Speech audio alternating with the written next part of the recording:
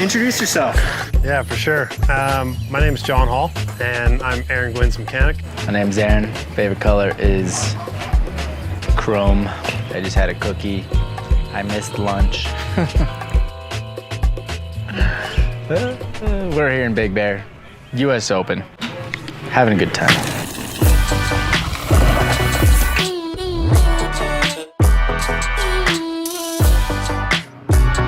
Yeah, the tire development with Kenda so far has been great. We had this new Pinner tire, like a hard pack tire in the works. We started with 2 different tread patterns, 4 different compounds. So that brings us up to 8 different tires.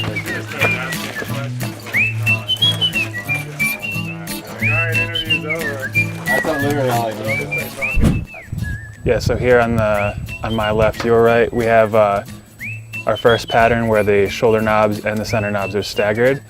And then you can see if you come over here to the other tire, the shoulder and center knobs are more lined up and there's a gap in between. Aaron has described to me that he thinks it's going to be more predictable with a knob orientation like that. We also made another slight variation here. These larger center blocks on this pattern have a little more void in the center, whereas over here we added a little more braking edge, and we'd like to see if we can see that in the data and if you can see it out on the trail.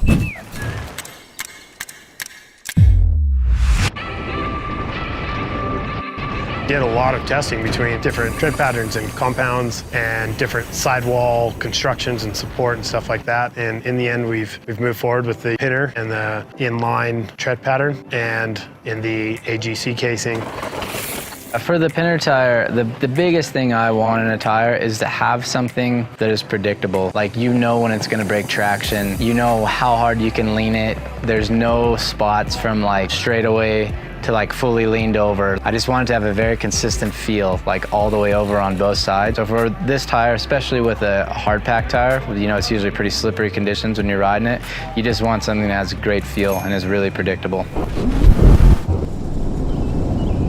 I've been racing at the World Cups and it's been working great. We were a little off on the width of the tire on our rim, taking into account a couple of those variables. I raced the tire front and back at Leo Gang and it was good. When the tracks get really rough though, we were just wanting a little wider of a tire.